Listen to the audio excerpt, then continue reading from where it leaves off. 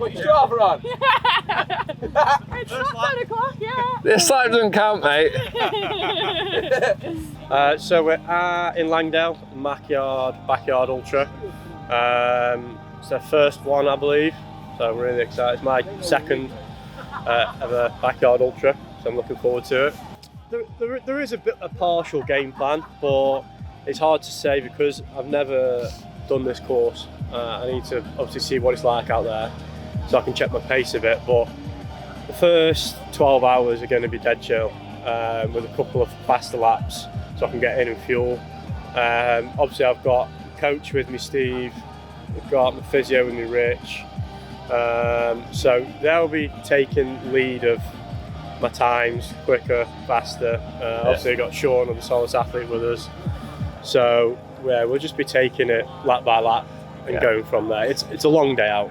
So for anybody who doesn't know the format, what is the format of this race? So a Backyard Ultra format is a loop. So you can probably see everyone here. This is base camp as they call it, and the paddock is over there. So on the hour of every hour, you do 6.7k. If you get back in 50 minutes, 45 minutes, you have 15 to 10 minutes of rest, whether that's sleep, eat, chill, do whatever you want, but you have to be on the starting paddock to go out on the hour, every hour. If you're not in there, you're out. There's only one winner, and it is a last man standing. Wow. And that last person has to do a lap on their own to be victory. Yeah. If he doesn't do that last lap on his own, there's no winner. Everyone's DNF. Yeah. Well, I come from a running background, and when I hear about Backyard Ultras, I think of a nice, easy, flat route, just get it home. And me and Richard driving in, I was like, it's here? Yeah, I mean, when we did Manchester last October, I walked away with 12th. It was quite flat compared to, I mean, if you just span around here, it's stunning. It's unbelievable. I'm really excited to just go and enjoy it. Yeah. But at the same time, it's going to be a lot hillier than what I think I'm used to. But it's not a quick race. It's a very technical race. You've got to have some form of game plan. You've got to be ready. So yeah, it's not about running quick laps. It's more of a mental game than anything. If you've got a strong mindset, you can go very far. Yeah.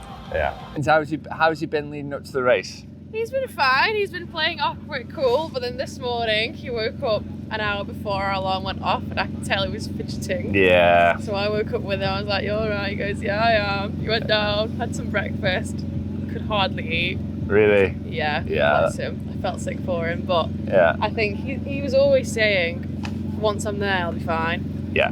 And he is fine. He's fine. He's absolutely fine. So race week with Brad. Is it good? Is it good to be around? Like, I'm awful to be around on race week. Yeah, we did the Nantwich 10k together. He paced me through a PB, so wow. He absolutely smashed that. Yeah. He knows not to talk to me, so. Oh, right, okay. Yeah, he's very good in that way. So T-minus 40 minutes. Yeah, T-minus 40 minutes. I'm just gonna get some few carbs down me, some liquids down me. Get changed in a minute, and then we'll get going.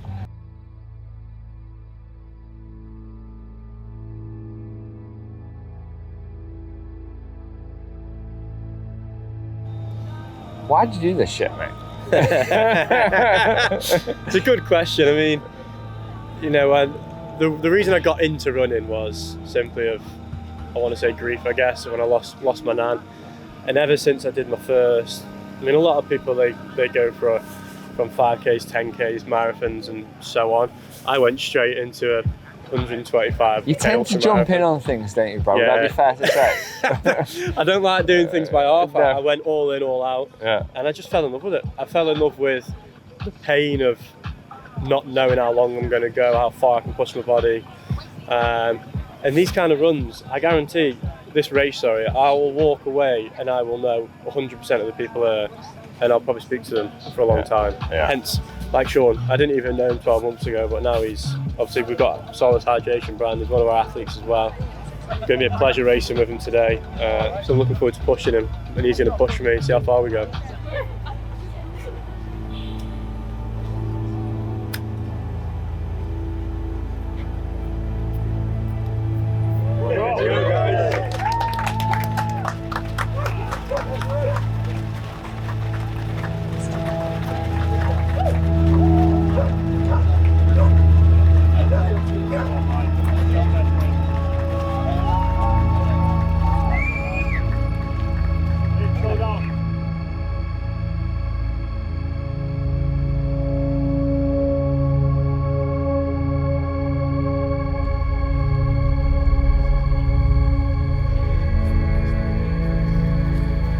boys. Yo. Yo. Listen, I need 52 minutes.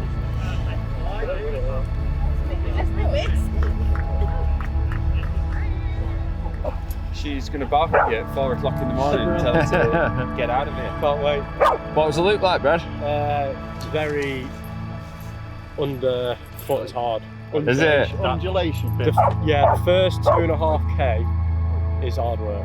Is it? Yeah. We finished the first 2.5k in like 28 minutes. You don't really run for further than like 100 meters, I'd say. Really? Yeah. Rocks everywhere. There's streams you've got to go over, bridges. There's all sorts. Yeah. How does it compare to the last one that you did? Harder. Is it? And the elevation's like higher, isn't it, Sean? Yeah, it's tricky. Yeah. But once you've done that once you're onto the second bit, you were flying. We were running like 5:15s at one point. I was like, we need to chill out a bit. So it's fine. It's just getting used to the first few. Yeah. You've been happy not to like, oh, I need to move faster. Yeah. It's like, go through But the I already know what trees and what times. I know the main bridge. As long as I'm there for 35, it's fine. Should we just fuck it off, go to the pub?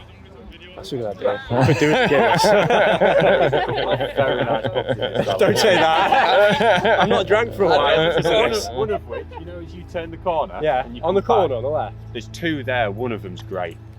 Bro. Oh yeah. Several. The word from the coaches for getting the pub. From that end, don't we?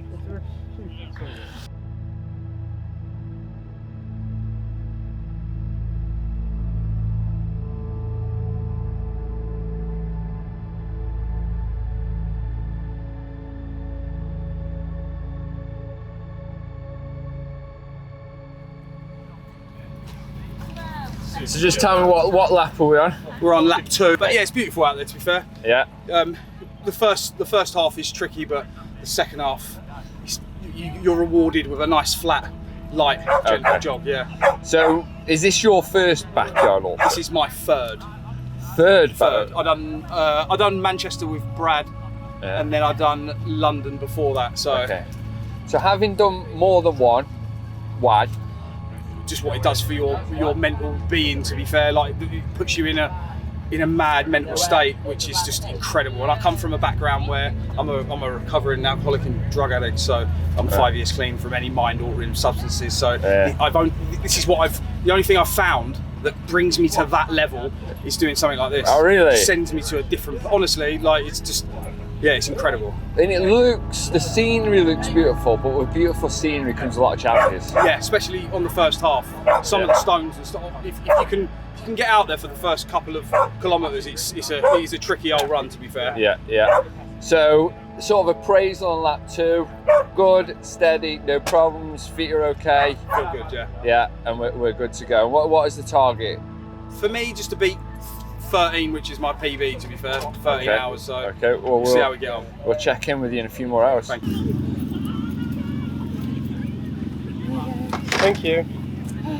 Conversation at camp, Brad, has come round to what are the best oatcakes. You've been a chef, you've got a sort of bacon and cheese. No, we're not even there. My man's saying Derbyshire oatcakes about Staffordshire. Get out. I am out. No way. Hovies, yeah. Are Staffordshire oatcakes better than Derbyshire oatcakes though? What's a Derbyshire? Oh, is it them little cracker things? I don't know. No, they're Scottish. Derbyshire oatcake. Then the muffins. No, they're like. They're the same but different. I'm just smoky. Yeah. Leave it off your hands. Huh? Are you one of there? Yeah, I can feel it on my cheeks. Yeah. Really. It's gorgeous though, it's nice. Ready? Bit different than last year, mate. I feel like I can get ready to go to the beach. Right, Cam, we've just sent Brad back out on his third lap. Yeah. What's your appraisal at this point? How do you think he's looking? Good? He looks good for now. Yeah. He's absolutely amazing. Yeah, so at this point, going out on the third lap, thumbs up, the mood's high. Yeah. I think that could all change. Let's hope not. Let's not. Let's hope not, but no, yeah. No. Okay.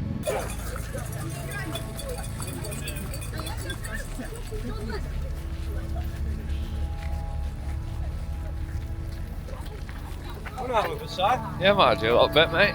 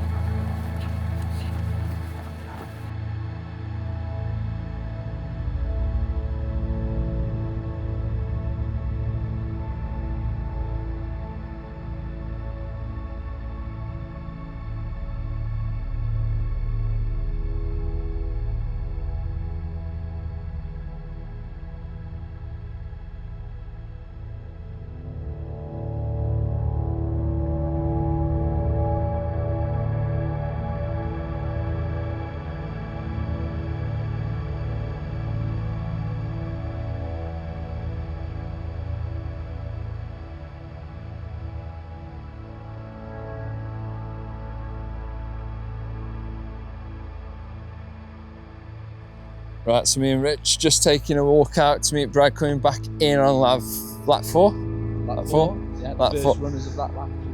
I'll just show you the elevation, look at that. Unbelievable scenery, but unforgiving. So we're just on our way to meet Brad coming back in now, he's doing well. The runners are coming back in now at about 37 minutes. Yeah, so they're coming back in at 37 minutes. Brad's just taking it conservative. I think he's been coming in about, what, 47 minutes? No, about 52. 52 minutes. Yeah, so he's taking it easy, isn't he? Sit down, having a drink. So we've got eyes on Brad. You see him coming in. He's got, what, about a kilometre to camp? Yeah. So 1k to camp. 47 minutes in. 47 minutes, so he's 53 minutes. I mean, about 52 is the aim. 52, 53, so he's on track. Yeah? Really good. Pacing's good. Pace is good, feeling good. Yeah. Bang on time. I'm going at the pace. Harbour's going down well. Yeah. Should hope so this early on. Yeah. Asking me in 12 hours. Yeah. Is this been your pace every single lap on clockwork? Yeah. Yeah. Yeah, the first lap was a bit quicker because of the pacer. But, Okay. yeah, the others got in a lot quicker. But no, this is the perfect pace. For me anyway.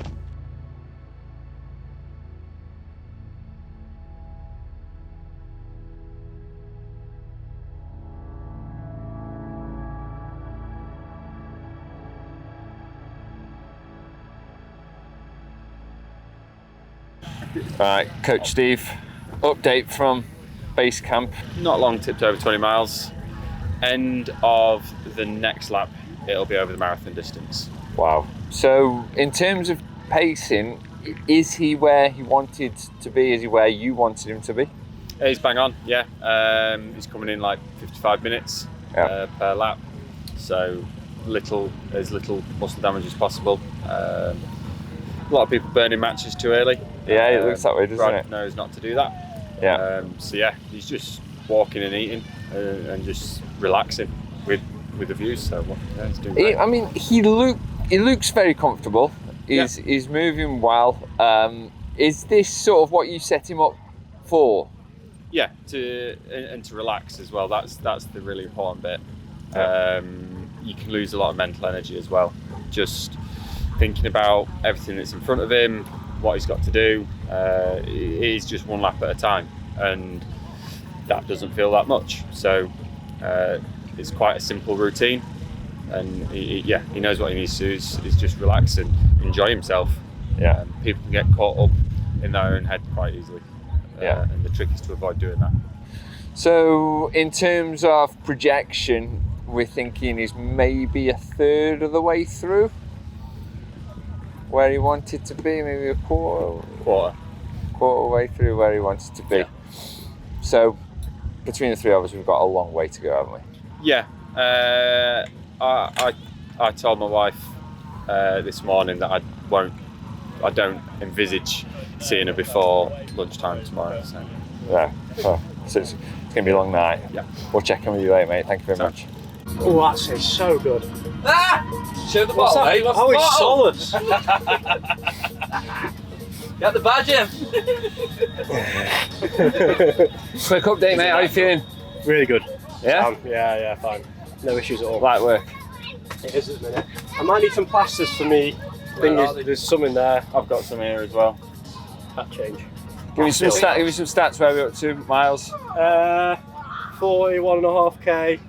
About to start the 7th flat. How much elevation have we completed at this point? A lot. 700. Let's just say a lot. 700, Yeah. Should be, just over 100 a lap. Rate of perceived exertion at this point? What does that mean? How are you feeling? 2 minutes. Out of 10. Oh, sound. Do you not 9. read what I put in your training? Yeah, what? Of course I mean. Right. He hasn't logged on to Training Peaks for months. Take them out just in case. Let's go. Bounce. Have you taken fluid on?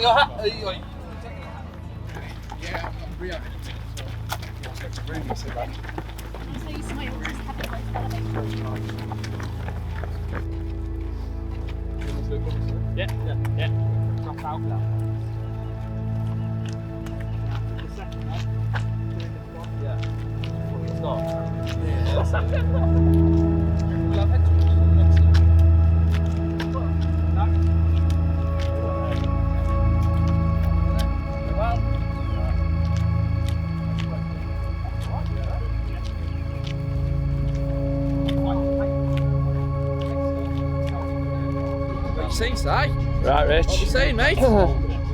Sun's just going down. Sun has just gone down. It's just gone over the hill there, so we're in the valley.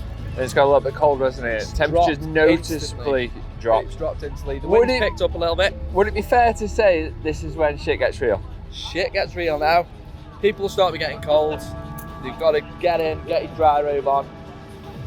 And then when that sun goes and the darkness comes, that is when it does get really real. This is when we separate the men from the boys. That's isn't it? exactly it, mate. Yeah. That's exactly it. And you'll see people, I mean, you still got guys coming in at 36 minutes, Yeah. which is absolutely wild. It's going some, isn't it? He is And going holding some, that, yeah. holding that He's pace. holding it every lap. But our boy Brad, he's Brad's sticking coming to in the game about plan. It's 43 minutes into this lap at the minute. Yeah. He's coming in at about 50, probably because he's got a pot noodle waiting for him. So he'll get some food on board this lap, ready to go again. So he'll come in a little bit early for that. But yeah, he's in great spirits at the minute, really is. We're both happy, coach, Yeah. where he is. So yeah, into the night we go. Into the night we go.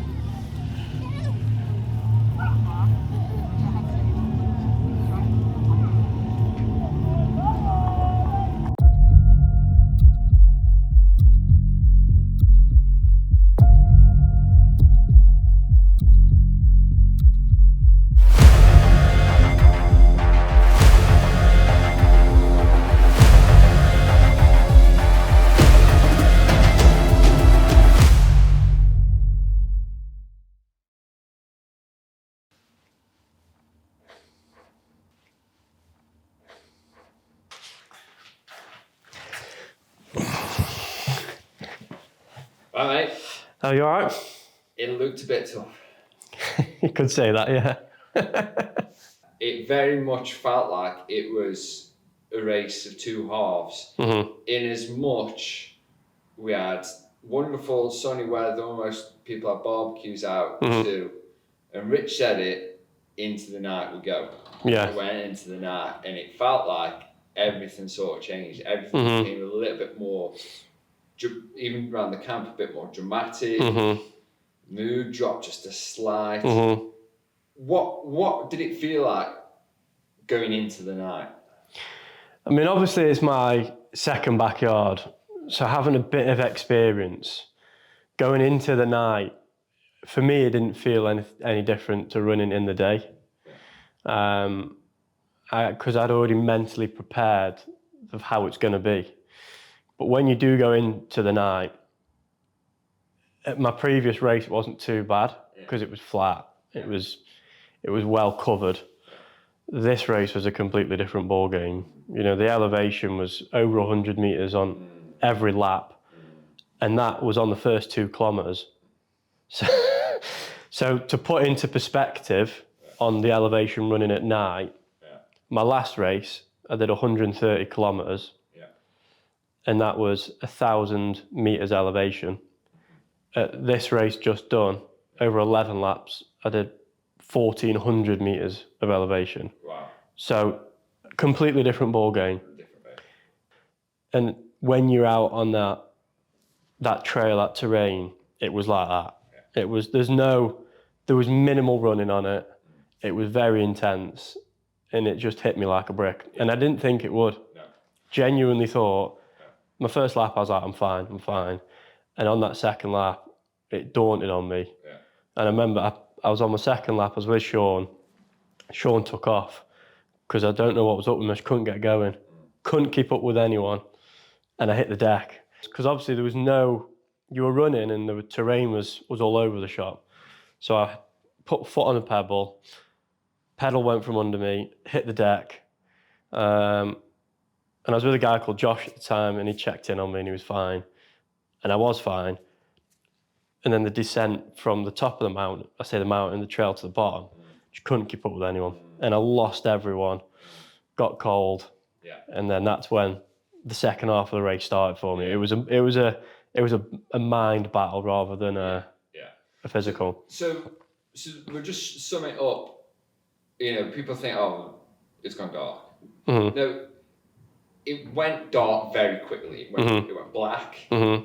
and it went cold Mm-hmm. very quickly. So just talk us through that first. I think it probably would be on about lap 8 at that point. Yeah, probably. I think lap 8 is when it went dark. It went out on lap 8 and it was light, wasn't it? Yeah. And then it went dark whilst you were Yeah. that. So talk us through lap 8. How was lap 8? To be honest, I'd say all the way up until lap 10, I was strong. And I mean, when I say strong, I remember my coach Steve, on lap 10, he went for a nap because he said he's looking strong. Yeah. You know, he's going to be going a long time here. And I remember doing that lap coming in, and I came in a lot earlier than I have done. Took on good fuel. All the way up to that, lap 7, lap 8, lap 9, lap 10, I was eating good fuel. You know, I was taking on 100 gram of carbs every hour, which was good for me. It was great. Whole foods, gels, liquids, carb, you name it, it was going picture perfect, as they would say. And it got cold, and I don't do cold. I don't do cold. I don't like cold weather, full stop. Yeah. Running in it is just torture to me. Yeah. And I underestimated how cold it got and how cold it went, which was probably an issue from my end from a kit perspective. I didn't have a warm jacket. It was just waterproofs, cagoule, windbreakers. So I didn't have anything to keep me cold.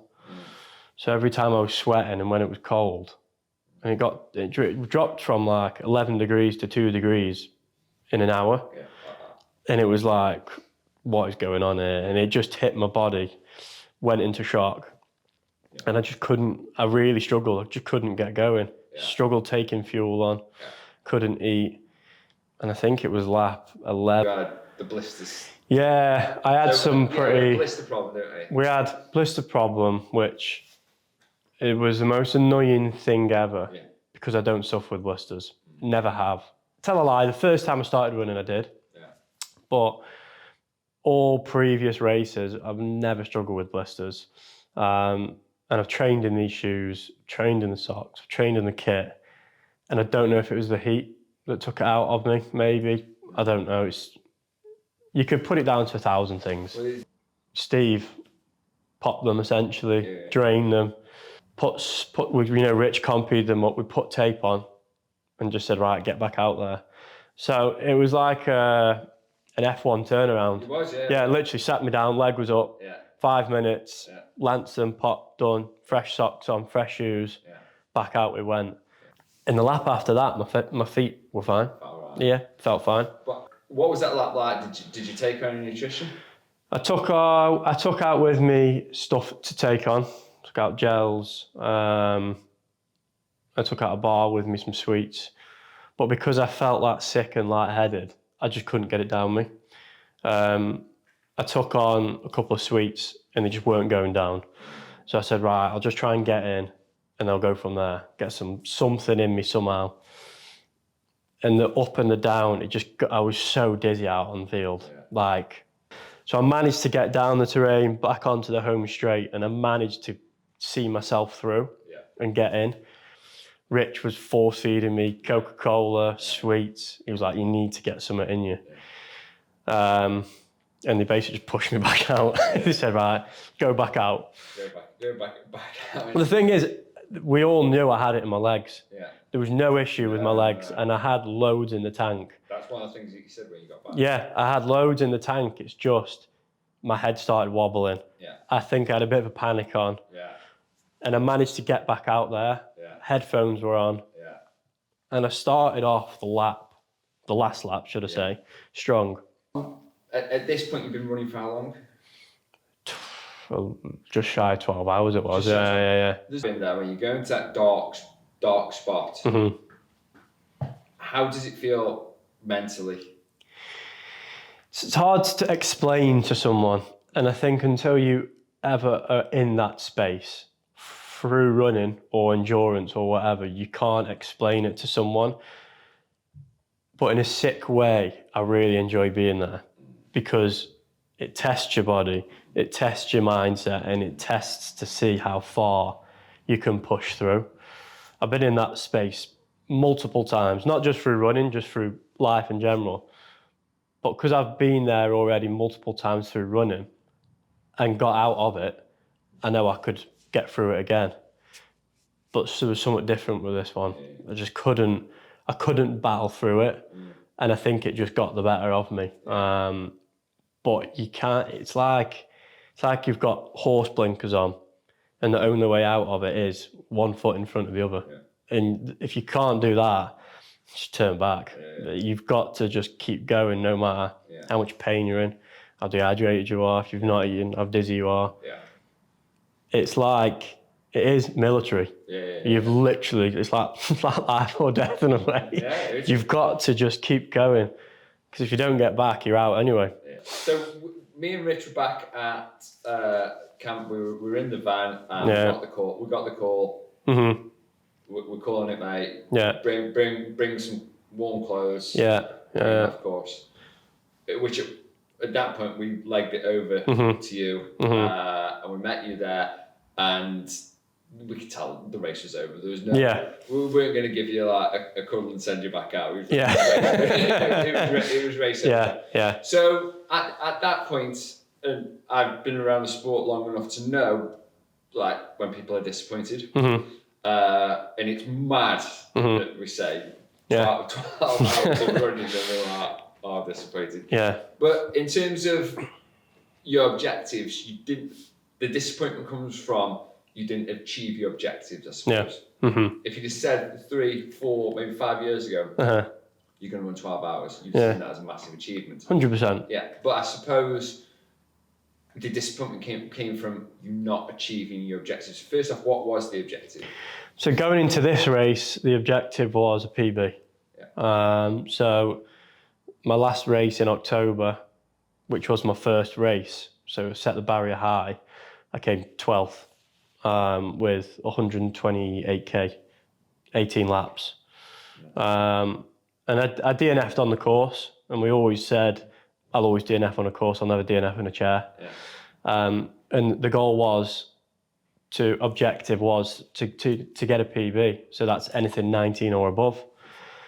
That 24-hour mark was in the back of my head. There was no point lying and messing around. It was there. And I felt extremely confident going into it that I was going to hit it.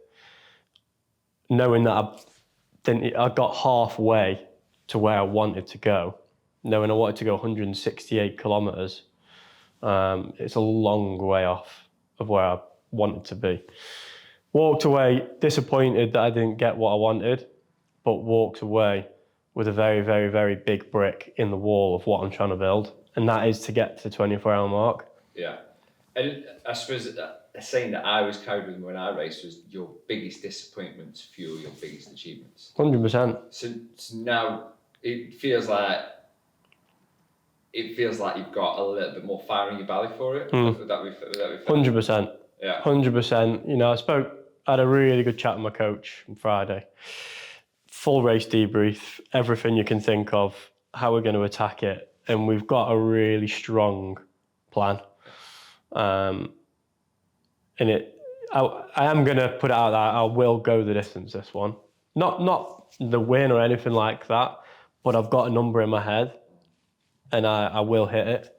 And there's no ifs, buts, there's no like, I can't use the terrain for an excuse, I can't use kit as an excuse, can't use fuel as an excuse. I'm starting to run out of excuses now.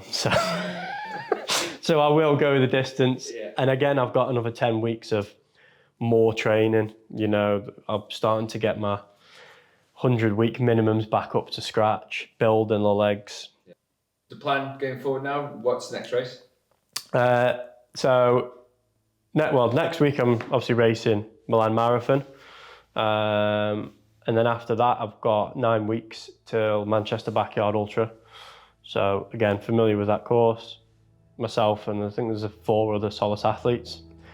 We've already all put a number on what we're doing minimum. So I'm not far off that from last time. So yeah, I'm looking forward to it. The training will start properly probably next week for it. And then I'm gonna have a solid 9 weeks of block for it. Yeah, I'm ready for it. I'm ready. Watch this space. Watch this space.